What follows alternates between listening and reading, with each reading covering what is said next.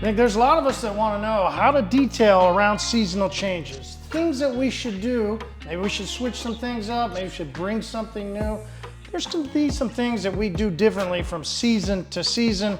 Car people, they're automatically going to go, hey, it's springtime. I'm going to pull some wheels off. I'm going to put my, summer, more of my warm weather wheels on. There's some cosmetic things that people will do.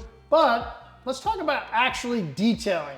Cleaning up, some things that we should do seasonally. Yeah, so I would say this, all of us, when springtime hits, we're probably gonna do some of our most in-depth work. Like you say, pull wheels, undercarriage, we're gonna go the full 9.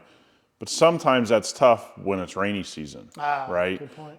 Many of us live in a place where it's gonna rain a lot in the spring, so maybe you gotta push that back. You don't want to create more work for yourself when you're really going to go do that extensive detail. So how do we kind of work around those weather patterns and tough weeks, tough months? I mean, heck, we're at a time where the weather should be breaking and people in the Northeast are still getting snow, right? So you just don't know when the weather's going to break. And what I don't like to see with my customers or with any of you out there is just saying, well, screw it. I'm just going to wait for the weather to break. Because what happens is now you've taken something that should be half of a Saturday to get everything dialed in, and all of a sudden it's 2 days to get it dialed in, and you're less likely to do it. And you're so right. Is it that way in Vegas? I know here in Oklahoma, listen, we get rain and people go, hey, I'm going to wait till the rain because it's going to wash my car. Yeah, but here... Trust me, they do it in that accent too. Yeah, but here's the question I have. Weather builds upon itself. We see this a lot when people don't clean the salt off their car in the winter, right? And they never get it off. And all of a sudden it's been on there 3, 4, 5 months in some places, and it is just incredibly corrosive to your car. The same is with rain to me. So we do have monsoon season, and I've always told my customers, hey, it may rain 3 or 4 days from now, but you don't want a second rain, a third rain, a fifth rain to keep building upon itself. You're more likely to get water spots that way because, again, now you have all these minerals, all this dirt, all of this stuff that environmentally is now on the paint and it's been just pounded in 5 different times by rain over a 3-week span when you probably should have just got to it every week, done a quick cleanup, at least got the grime off there, and you can do that safely in your garage. We're gonna show that today. We're gonna show our product Eco One. We're gonna show the waterless, rinseless world that, okay, this car's been rained on, okay? I always say this to people on the camera, it's gonna be tough to pick up, but this car's been rained on. Now this customer has 2 choices. Hey, it's gonna rain in 3 days, I'm gonna leave it on here, it's gonna get rained on again, or go out to his garage or pay a professional to maybe waterless and rinseless this until he can get to that clear spring, summer, 2-3 weeks of good weather in a row where he can pull his wheels off and do something more in depth. So there's actually kind of a theory going on here that some of us might not understand, but once we talk through it, you might get it, because most of us, a lot of us believe in compound, right? Compounding of our money.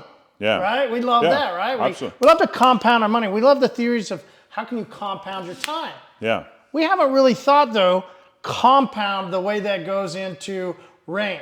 Because you mentioned, right? Hey, it rained, and some of us would go, yeah, it's okay. It's rain. It's water from the heavens, right? It's clear. Hold on. No, you got acid rain. There's a lot that goes into rain. Yeah, I mean, you have some parts of the country where, rain is really harsh. It's really acidic.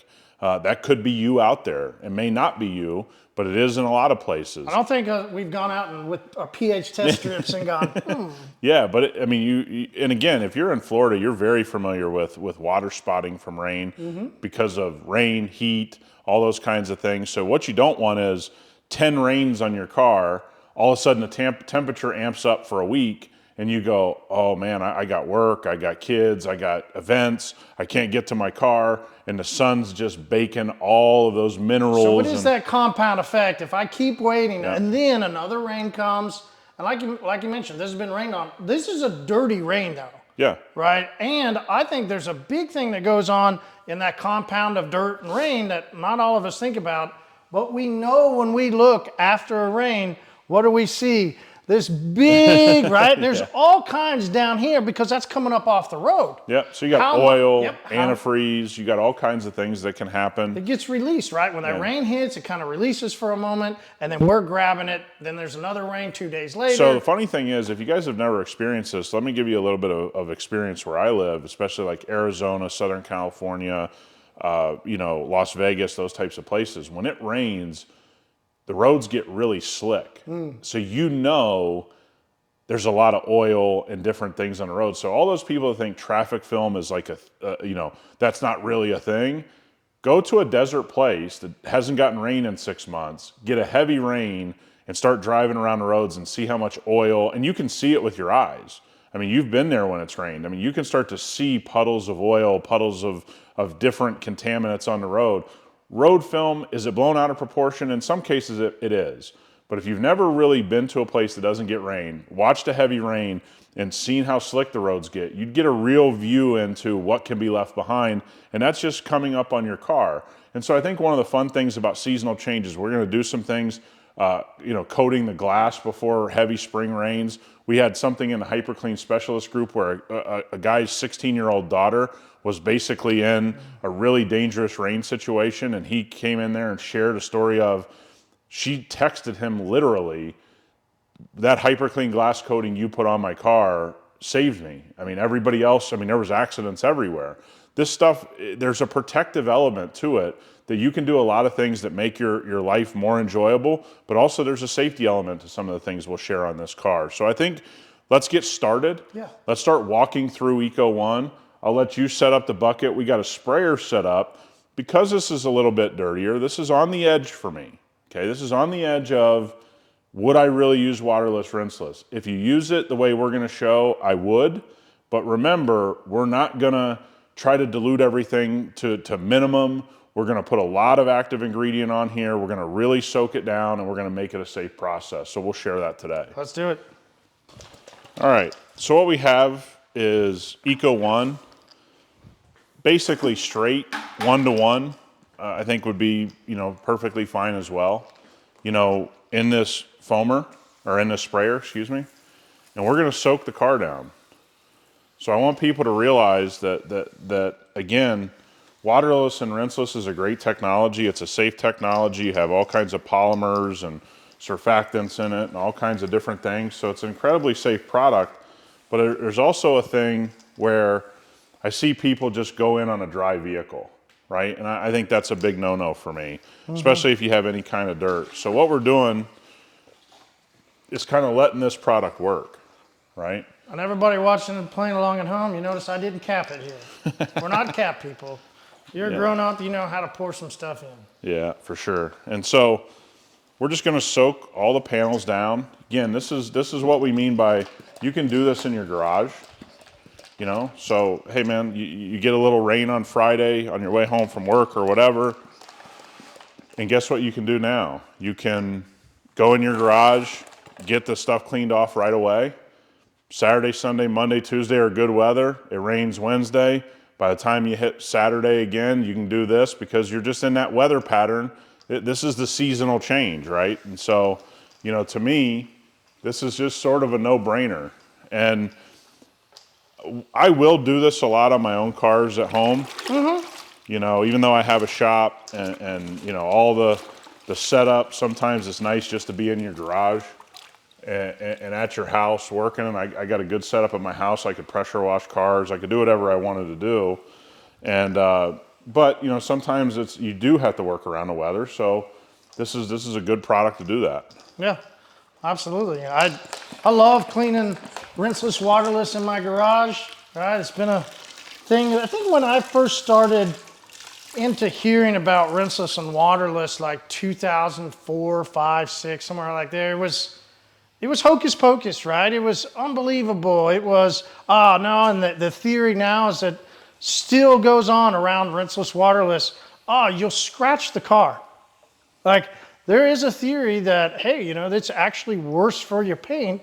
Some people don't believe that actually you can wash and clean a car with it. Well, I also think safely. I think there's been a lot of mixed information, and we understand that. But for me, you got to realize technology advances. We get, cooler and cooler stuff. We got cooler and cooler electronics. iPhones get better every year. Things just advance. And so, try it out for yourself. It's just one of those things that you got to kind of experience. But it's all about process too. I'm not big on, just the bucket. I do like a pre-soak. And then for us, we're just gonna use our versatile, dense towel. And, look, there is no pressure here on the towel. We got a little bit of some type of bug or sap. It came right off. And so it's just picking this up. And we're using, again, polymers are a real asset, right? And so this has picked up a lot of dirt. I just flip over to my new side. And, we're using technology. I kind of understand why people that haven't used this are skeptical. I mean, I certainly understand those things. It doesn't bother me that somebody's skeptical at all, to be honest. Yeah, it doesn't bother me either. It's interesting, right? I think it's, as you see the foam cannons and the way those emerged and changed the way people use traditional methods of washing, rinseless and waterless is still moving along. There's some people that built their businesses or built their lifestyle completely around just using a waterless or rinseless. Yeah, and I think that's great. Absolutely. For me, one of the things, for those who don't know, we take care of a lot of car collections and can't move some of these cars, right? They're just not driven. And so, we use tint kegs, that are pressurized with waterless and rinseless solutions. And it's worked great. They've stayed in great shape. They've been very good, kept in great condition. But we've also had to take great care with our process and the products that we use. I've said this before. I've used a lot of waterless and rinseless. I've always used them at a stronger dilution than 256-1. And I've worked with some of those companies and told them exactly what I was seeing. And I've had people say to me, well, people want to stretch it and, we don't want people this, we don't want people that. And so people can see what the towel's picked up. This is not going back into a bucket, nothing like that. We're gonna flip to a totally new side and we're ready to go. And so like I said, this has been a hot topic for a long time. Yeah, it has. It has. That's kind of why I wanted to get into it, right? Like, there is always been that theory around it. Like, you'd mess up a car, you do something, and that's where I'll go and say, listen, if you don't have a safe process and you misuse the product in an unintended way, you can have problems. Absolutely, you can. Like, absolutely. Yeah, I think also one of the things that I think is just tough for people to get over is we've kind of been misled on what cleans a car. Mm-hmm. So let's talk about something. Yeah, I'm gonna go ahead and get another towel. Foam doesn't clean your car. So you could build the best soap in the world to wash your car, and it could not foam and still be the best soap that's ever been built to clean your car. Mm-hmm. Right? So what people oftentimes don't know is that the foam is there for the show, right? So you kind of know where you've been. We all like to see it, but you don't need foam to build a great soap. That's actually added in. So when you don't see foam on a car, like in rinseless and waterless situations, what people think to themselves is, well, it doesn't foam like my soap. Well, FYI, your soap doesn't have to foam to be the best soap in the world. We put that in there so people know where they've been, they can feel like it's cleaning, but great soaps could just go on just like this and be the greatest soap to clean your car, mm-hmm. Right? So that's what a lot of people have never heard or been told, and I think that's what you have to realize, is that there's a couple things that clean your car. Surfactants, and to make it safe, lubrication, right? And so those are the things that people, I'm gonna flip to some new sides here, kind of get these mirrors, but we've just kind of, I don't want to say be misinformed, it's just never been talked about, right? It's never been talked about actually what makes a soap work, right? And so if that's what makes a soap work, rinseless and waterless are just building upon that. They're using polymers, surfactants, different things like that, and it's just coming in a clear form. Mm-hmm. That's it. Yeah, you know, we got to tie in, we've already said it, it's a thing that we constantly talk about of why we use the Versatile. It also has to be said because, you know, the scare around using rinseless and waterless around, you know, that you're going to damage the car, you're going to do something, a lot of it's because of that wrong tool. A lot of us want to know, well, what brush? Well, what tool? Hey, the towel that you use for a rinseless is massively important to choose versus a sponge. Yeah, the sponge doesn't do it for me. I don't like, look, I don't really love reintroducing anything into a bucket for a variety of reasons.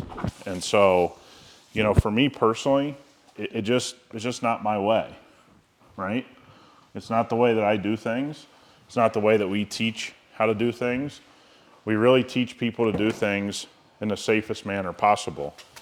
And we feel like we do that, right? And you have a lot of years under your belt using waterless and rinseless. And so we have to kind of dive into that and understand that, you know, this has been a lot of years. And does waterless and rinseless replace a pressure washer? Absolutely not. Does waterless and rinseless give you as deep a clean as a pressure washer? No chance, okay? Just think about it logically. But this is where it has its place, man. I'm battling some tough conditions, right? It's raining all the time and all these different things. That's okay that it's just a part of your arsenal. And again, what if you live in an apartment? Mm-hmm. You know, this is a great thing to have in your arsenal. Now, we're using slick to go through and dry the car. But very lightly. I mean, we're not going crazy yet. It's just lubrication for the towel more than anything. Yeah, it's adding protection and all that. But part of the process is most of your damage is done during the washing and drying process. And it comes down to lubrication on the media you've decided to use, right? And so... Yeah, but I also love that feel right there. Yeah. Slick on top of Eco One. Yeah, it's great. You got the ladder over there? I do. Mm-hmm. I can't reach all the way up there. Yeah, I'll get it. I'll get the top. Just make sure to get that top part for me, if you would, please. And it's just a great... Well, because I wanted to bring that up because of we just talked about the compound effect that can negatively happen if you wait too long.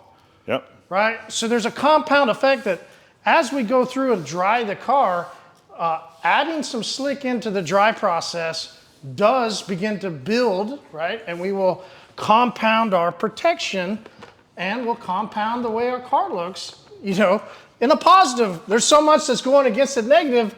Hey, you know, now I get a chance to compound back positive. Yeah, no, it's great. It's a great way of looking at it. And to me, I'm big on simplicity, and I'm big on doing the same things over and over and over again to get a good result, you know, going back to that compounding thing.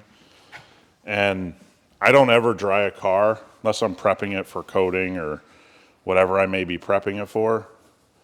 I don't in any way, shape, or form touch a car that I'm maintaining without some type of spray coat or slick, right? It's just part of my process now, right? And so I enjoy that. And aside from the enjoyment, I like the safety element of it, you know? And I think that goes a long way. I think people watch enough of our videos. I'm a big peace of mind guy. You know, I just want to give myself a peace of mind that I'm doing everything I can, that my car or my customers' cars can look as good as they can. And, you know, there's little things you can do that don't cost a lot. They don't make your life more difficult. Like this, putting some slick on, doesn't cost you hardly anything, a couple pennies. So to me, it's just a no-brainer. Yeah, absolutely.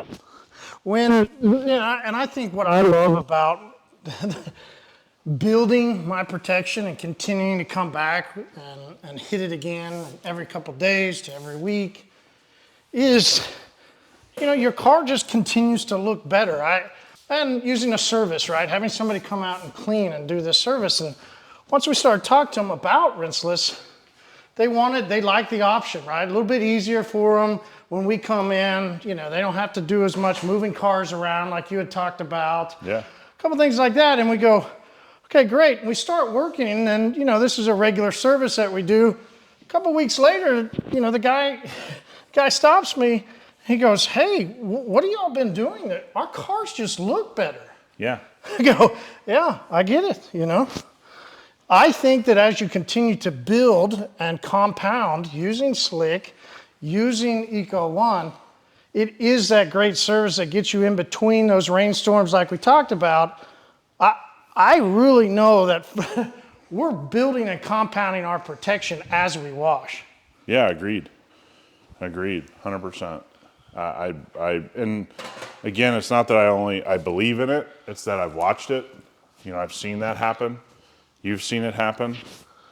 And, you know, I think it's something, if you haven't experienced what you're calling a compound effect, you don't really know what it looks like in person, what it's like to experience it. You can realistically do a car like this in probably like 15 minutes, right? Now, Marty's doing the big the big no-no. Everybody hates it, and I love it. So let me tell you two things that speaking of things I don't like on cars, I have no idea why everybody doesn't debadge their cars. Yeah. This to me is like awful. And then there's a big one on the back. If you've seen the new Sequoias, it's criminal. The size of those badges. It's just criminal. I think it looks so bad, but I know people love it. I mean, I have some customers I just have pleaded with them for 10 years, like, man, let me take these badges off. Like, no, I really like them. And it's just like, I can't take badges off my cars quick enough. Like, I can't stand them. I mean, we got a Lexus SUV that's just a kid hauler.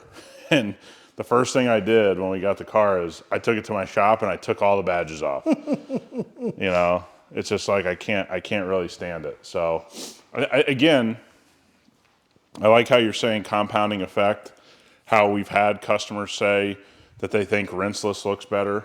But again, what we're talking about today is this car's probably going to see rain middle of next week. Probably if not in a couple days. Yeah. You know? So if I could go out to my garage or, you know, wherever and get this cleaned up in 15 minutes, I'm not allowing that bad stuff to accumulate, right? And you joke about how people are here where they actually think rain cleans their car. And you shared that with me and it blew my mind. But I understand, right, that some people just haven't been told why their car looks so poor so quickly. You know, you have people that buy a car and in 6 months the car is just destroyed, right, from interior to exterior.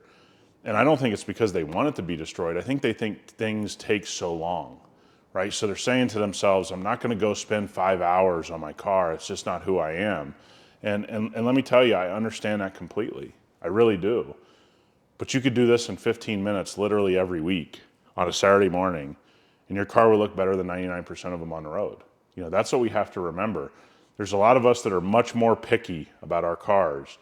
But if you're just somebody trying to get into this and figure out how to get this and make this a part of your life because cars have never been more expensive, this is 15 minutes, okay? Pull it out, pressure washer, garden hose, clean up your wheels.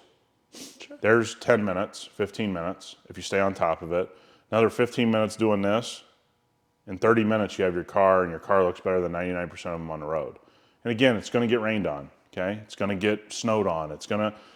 So when the weather breaks, man, now you can get that polisher out. You can, do your yearly coating or your yearly coating maintenance with our product stack, whatever it is you're gonna do, but don't let it get so out of control that when the spring hits, you're like, oh, I got to do a whole weekend with my car, and that weekend gets pushed, and that weekend gets pushed. Now you're in the middle of summer. Now you've missed out on all the fun. Because it flies, right? It seems like the older we get, the faster it goes. Oh, I think all of us understand time getting away from us with our car, right? Like I have a situation with a car that I have at my house now, and I'm going, when am I going to get it into my shop, right? And I have a shop.